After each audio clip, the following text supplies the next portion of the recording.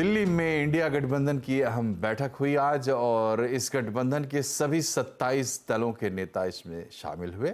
इस बैठक में कई अहम मामलों पर चर्चा हुई। सीट शेयरिंग को लेकर गठबंधन के संयोजक के नाम और सबने इस पर अपनी अपनी राय रखी।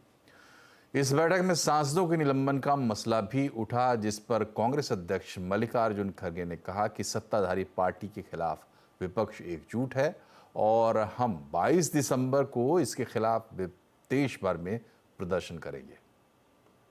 सभी लोग मिलकर काम करेंगे और सीट शेयरिंग का भी हम मिलके पहले जिस स्टेट में हमारे लोग हैं, पहले वो लोग वहाँ पर एक दूसरे से समझौता करेंगे। अगर कहीं दिक्कत है या कहीं अभी नहीं बन सकता, उसके लिए फिर यहाँ पर हमारे जो इंडिया गठबंधन के नेता लोग हैं उसको वो डिसाइड करेंगे। जो आज प्राइम मिनिस्टर और होम मिनिस्टर समझ रहे हैं कि हमारे सिवाय हिंदुस्तान में और कोई भी नहीं, हम ही हुकूमत करने के लायक है, ये उनका समझ है। इस समझ को ख़त्म करने के लिए हम सब एक हुए हैं। एक होकर ये आज बहुत निर्णय लिए हैं। एक तो 151 लोगों के बारे में और दूसरा जो है सब मिलके प्रोटेस्ट करना और ऑल इंडिया प्रोटेस्ट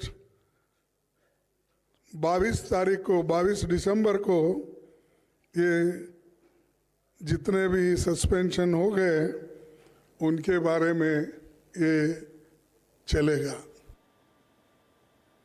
सभी दल बहुत जल्दी टिकट बांट करके मैदान में जाने के लिए तैयार हैं। सहमति बन गई। बहुत जल्दी सीटें डिस्ट्रीब्यूट होंगी और हम सब लोग जनता के बीच में दिखाई देंगे। इंडिया गठबंधन में सीट शेयरिंग पर कितनी आगे बढ़ी बात, आज आवाज अड्डा में इस पर होगी बड़ी चर्चा शाम 7:57 पर।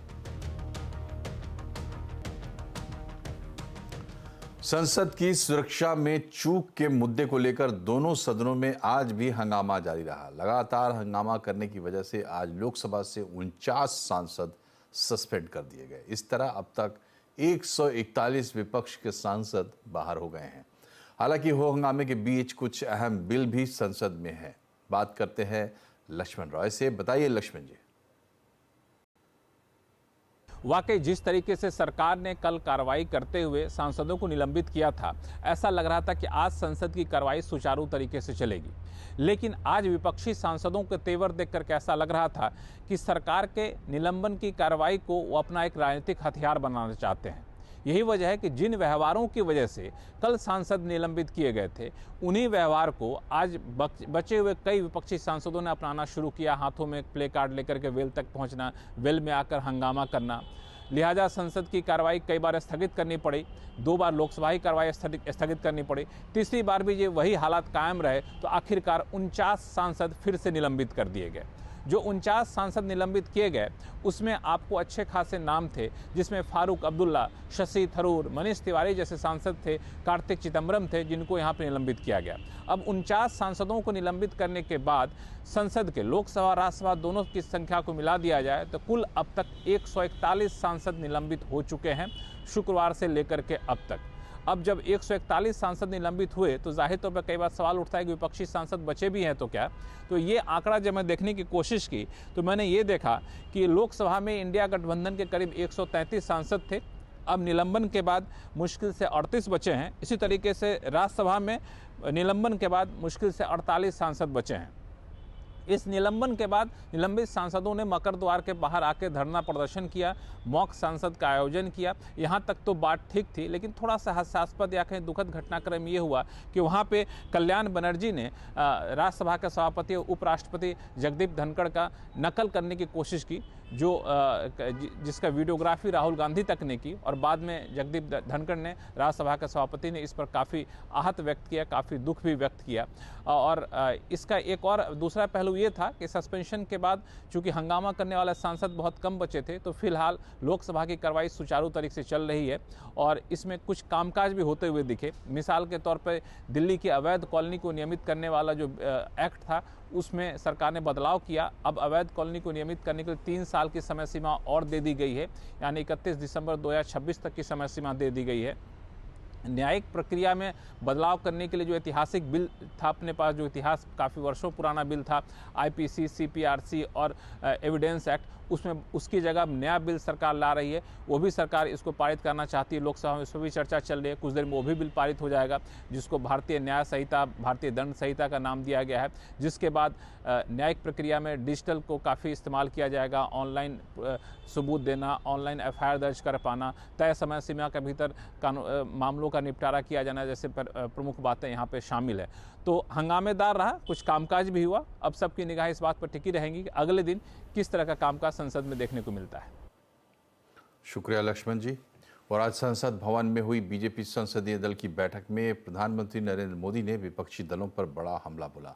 प्रधानमंत्री ने बीजेपी सांसदों को संबोधित करते हुए विपक्ष के व्यवहार पर दुख जताया। पीएम ने कहा कि विपक्ष के सांसदों का व्यवहार बहुत दुखी करने वाला है।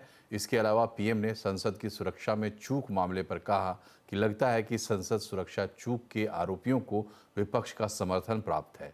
सूत्रों के मुताबिक इसके अलावा पीएम ने यह भी कहा कि विपक्ष ने ठान लिया है कि उनको यहीं रहना है, आगे नहीं जाना है। पार्लियामेंट इंसिडेंट के बारे में उन्होंने कहा, जो भी व्यक्ति डेमोक्रेसी में, प्रजाप्रभुत्व में उनका विश्वास है, इसको घोर खंडन करना था।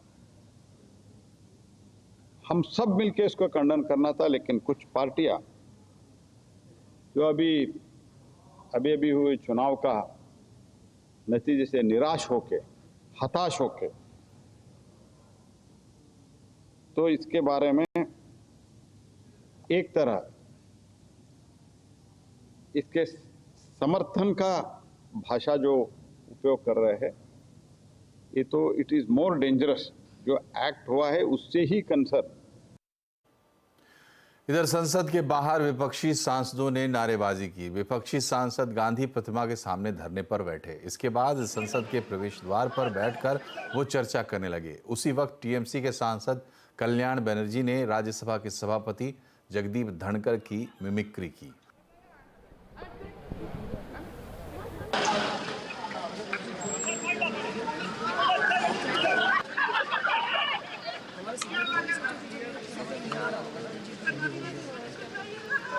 धनखड़ ने इस व्यवहार को शर्मनाक बताया और कहा कि ये हास्यास्पद है और स्वीकार्य नहीं है। एक सांसद मजाक उड़ा रहा है और दूसरा सांसद उस घटना का वीडियो बना रहा है।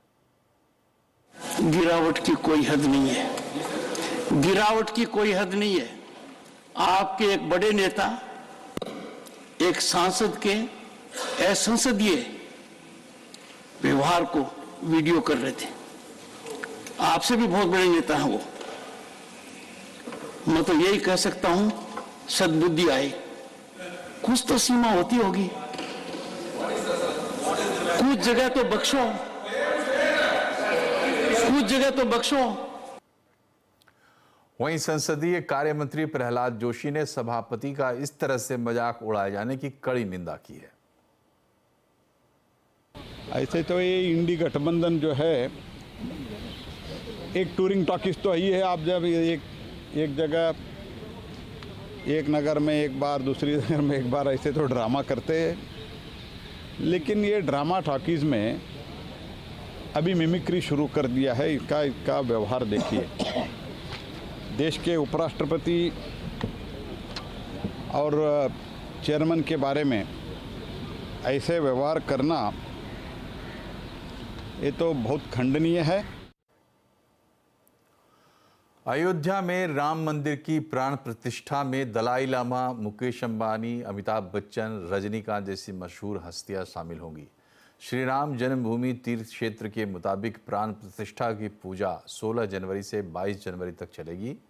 इसमें 13 अखाड़ों के 150 साधु, 6 दार्शनिक परंपराओं के शंकराचार्य हिस्सा लेंगे। इसके अलावा 4000 संतों और 2200 अन्य अतिथियों को न्योता दिया गया है। काशी विश्वनाथ, वैष्णो देवी जैसे मंदिरों के प्रमुखों, धार्मिक और संवैधानिक संस्थाओं को भी निमंत्रण दिया गया है। प्राण प्रतिष्ठा पूजा के बाद 24 जनवरी से 48 दिन तक मंडल पूजा का आयोजन किया जाएगा और 23 जनवरी से ही राम मंदिर को आम जनता के लिए खोल दिया जाएगा। अयोध्या में इस समारोह को लेकर भव्य तैयारियां अंतिम चरण में है। मेहमानों को ठहराने के लिए अयोध्या में अलग अलग जगहों पर व्यवस्था की गई है। अलग अलग मंदिरों और मठों ने भी 600 कमरों की व्यवस्था की है। अयोध्या में 3 जगहों पर 25 दिसंबर से ही भंडारे भी शुरू हो जाएंगे। कुल मिलाकर अयोध्या में अभूतपूर्व आयोजन किया जाएगा। तीर्थ क्षेत्र के महासचिव चंपत राय के मुताबिक लाल कृष्ण आडवाणी और मुरली मनोहर जोशी को भी निमंत्रण दिया गया है, लेकिन उनकी उम्र को देखते हुए उनसे ये अपील भी की गई है कि वो ना आए। काशी विश्वनाथ ज्ञानवापी भूमि विवाद मामले में मुस्लिम पक्ष की इलाहाबाद हाईकोर्ट से एक बड़ा झटका उन्हें लगा है। हाई कोर्ट ने अंजुमन इंतजामिया मसाजिद कमेटी की दायर याचिकाओं को खारिज कर दिया है। वहीं कोर्ट ने फैसला सुनाते हुए कहा कि मुकदमा देश के 2 प्रमुख समुदायों को प्रभावित करता है, इसलिए ट्रायल कोर्ट इसका 6 महीने के अंदर निपटारा करे। हाई कोर्ट ने निचली अदालत को भी ये आदेश दिया कि अगर विवादित जगह के किसी हिस्से का ASI सर्वेक्षण करना जरूरी हो तो उसे भी जल्द से जल्द कराया जाए। सरकार ने नया टेलीकॉम बिल लोकसभा में पेश कर दिया है। ये बिल 100 साल से ज़्यादा पुराने कानून की जगह लेने वाला है। क्या है इस बिल की हाइलाइट्स, बता रहे हैं असीम मंजिंदा। सरकार ने टेलीकॉम बिल 2023 लोकसभा में पेश कर दिया है। जल्दी ये कानून बन जाएगा। एक आम आदमी पर इसका क्या असर पड़ेगा, आइए समझते हैं। सबसे पहले तो अनचाही कॉल्स पूरी तरह से बंद हो जाएंगी। टेलीकॉम रेगुलेटर ट्राई ने बहुत सारी कोशिशें की, लेकिन अनचाही कॉल्स अभी भी आपकी घंटी बजा रही है। बिल में कड़े प्रावधान किए गए हैं। टेलीमार्केटिंग की पहली गलती पर 50,000 रुपये का जुर्माना रखा गया है। अगर वो दोबारा कॉल करता है तो 2 लाख रुपये तक का जुर्माना उसके ऊपर लगाया जाएगा। इसके बाद कॉल करने वाले के सारे कनेक्शंस काट दिए जाएंगे। और आपको अगर कोई प्रमोशनल मैसेज किसी कंपनी को भेजना है तो उससे पहले उपभोक्ता की मंजूरी लेना पूरी तरह से अनिवार्य होगा। अभी जैसे चल रहा वैसे नहीं चलेगा। आइए और जानते हैं नया सिम कार्ड। नया सिम कार्ड आपको बायोमेट्रिक वेरिफिकेशन करने के बाद ही मिलेगा। सरकार ये चाहती है कि फ्रॉड को रोका जाए, तो जब तक वेरिफिकेशन बायोमेट्रिक्स अंगूठे से नहीं होगा, इरिस से नहीं होगा, तब तक नया सिम कार्ड नहीं मिलेगा।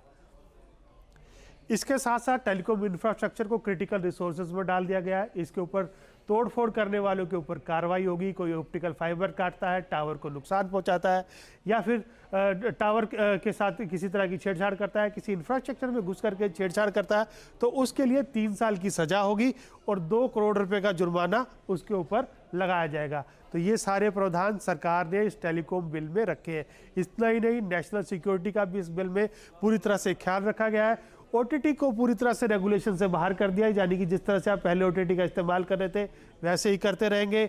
डाटा नेटवर्क में सेंध लगाना, अगर कोई किसी के नेटवर्क में घुसता है, उसमें डाटा चुराता है उसका, तो उसको भी सजा या अपराध बना दिया गया है। यहाँ पर ये बाहर किसी देश में कोई हैकर बैठा होगा तो उसके ऊपर भी ये कानून लागू होगा। सरकार ये कानून को इम्प्लीमेंट करेगी। राष्ट्रीय सुरक्षा के लिए सरकार किसी भी व्यक्ति का मैसेज इंटरसेप्ट कर सकती है। ये सरकार ने प्रावधान रखा है। किसी भी मैसेज का ट्रांसमिशन सरकार रोक सकती है। कोई फर्जी खबर वायरल होती है तो सरकार उसको रोक सकती है टेलीकॉम नेटवर्क में जाने से। और जनहित में सरकार टेलीकॉम कंपनियों को निर्देश दे सकती है कि आप ये मैसेज भेजें। और भी कई सारे प्रावधान है जो कि उस पूरे टेलीकॉम सेक्टर को पूरी तरह से बदल देंगे। सैटेलाइट कम्युनिकेशंस आएंगे, ब्रॉडबैंड सैटेलाइट ब्रॉडबैंड सेवा आएगी। तो ये सारी चीज़ें हैं जिससे कि आम आदमी को फ़ायदा होने वाला है। और अब बात करते हैं बाजार की। आज फिन निफ्टी एक्सपायरी के दिन बाजार निचले स्तर से शानदार रिकवरी के बाद बंद हुआ। इंट्राडे में सेंसेक्स, निफ्टी और मिड कैप ने नया रिकॉर्ड भी बनाया। सेंसेक्स 122 अंक और निफ्टी 34 अंक चढ़कर बंद हुआ। आज सबसे ज़्यादा तेज़ी एनर्जी, FMCG, PSC शेयरों में रही। IT, ऑटो, मेटल और रियल्टी शेयरों में गिरावट देखने को मिली। आर्टिफिशियल इंटेलिजेंस शहर की निगरानी। जी हां, अहमदाबाद भारत का पहला शहर बन गया है जहां एआई की मदद से नगर निगम और पुलिस पूरे शहर की मॉनिटरिंग कर रहे हैं।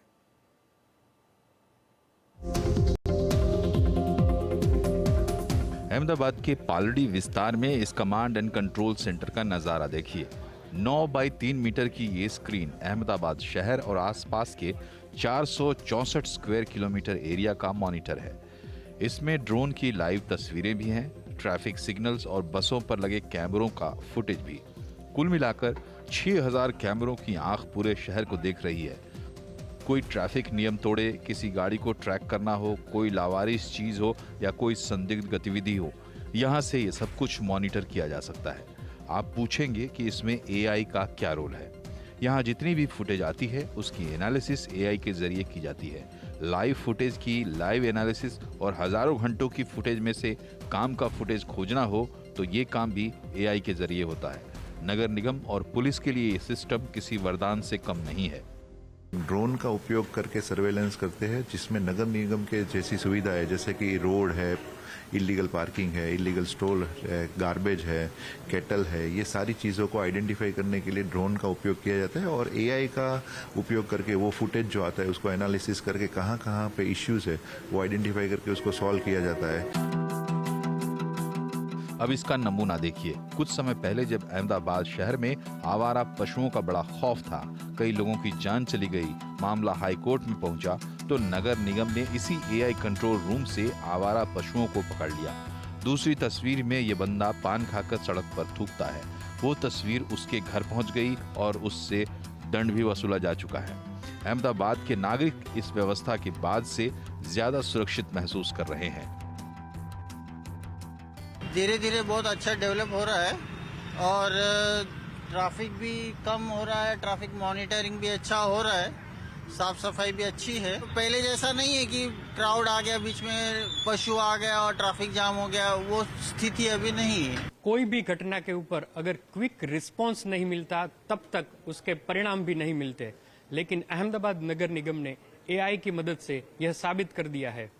आने वाले दिनों में हम भारत के प्रत्येक बड़े शहर में यह प्रयोग होता हुआ दिख पाएंगे। केतन जोशी, अहमदाबाद। और अब एक बार फिर से कोरोना डराने लगा है। देश में रोजाना कोरोना वायरस के मामले सामने आ रहे हैं। पिछले 24 घंटे में 260 नए केस मिले हैं। इसके बाद एक्टिव केसेस की संख्या बढ़कर 1970 हो गई है। डिटेल समझते हैं, हमारे साथ दीपाली नंदा जुड़ी हुई हैं। बताइए दीपाली। देखिए, आंकड़ों के हिसाब से कोविड की स्थिति को देखें तो एक्टिव केसेस की संख्या 2000 के करीब पहुंच गई है। फिलहाल देश में 1970 एक्टिव केसेस है।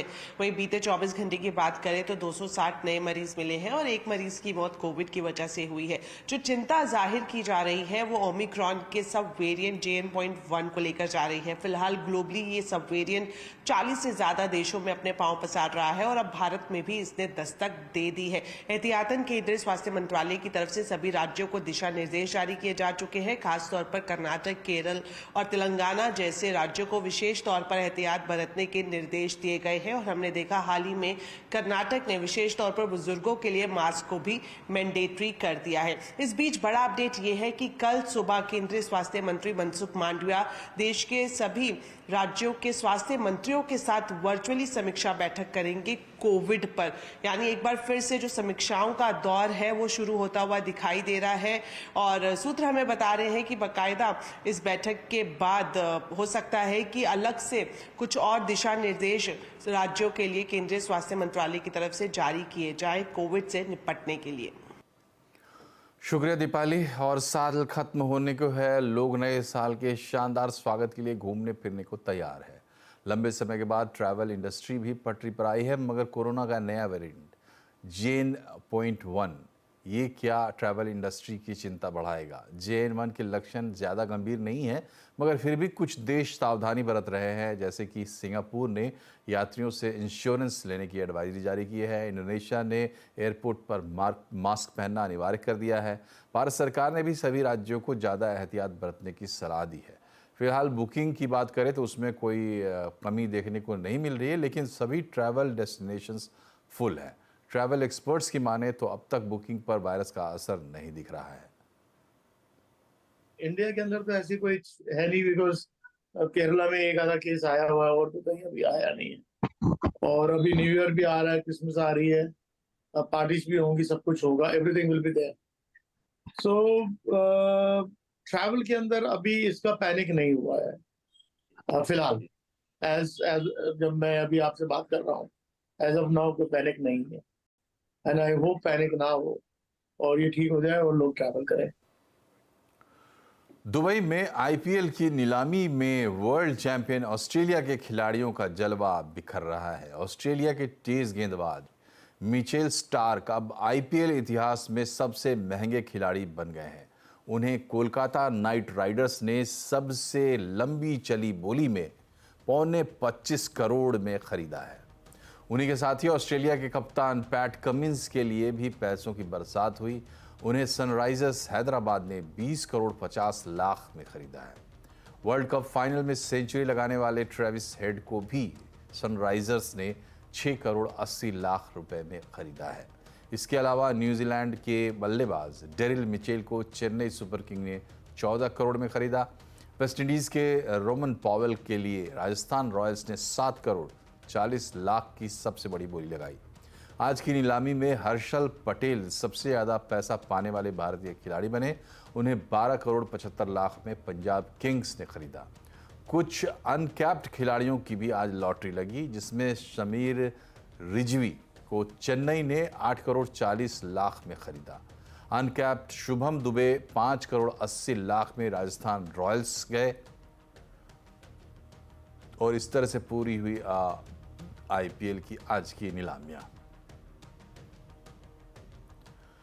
और चीन के गांसू में सोमवार देर रात आए भूकंप ने तबाही मचा दी। भूकंप के सबसे तेज झटकों के चलते 111 लोगों की मौत हो गई, वहीं 200 से ज़्यादा लोग घायल हुए हैं। चीन भूकंप नेटवर्क केंद्र के मुताबिक सोमवार रात 11:59 यानी लगभग 12 बजे गांसू में तेज भूकंप आया, जिसकी तीव्रता 6.2 थी। भूकंप की तीव्रता इतनी ज़्यादा थी कि कई इमारतें ज़मींदोज हो गई। रिपोर्ट्स के मुताबिक पाकिस्तान में भी भूकंप के झटके महसूस किए गए। इधर चीनी राष्ट्रपति शी जिनपिंग ने रेस्क्यू टीमों से अपील की है कि भूकंप से हताहत लोगों की सुरक्षा के लिए सभी ज़रूरी कोशिशें की जाए।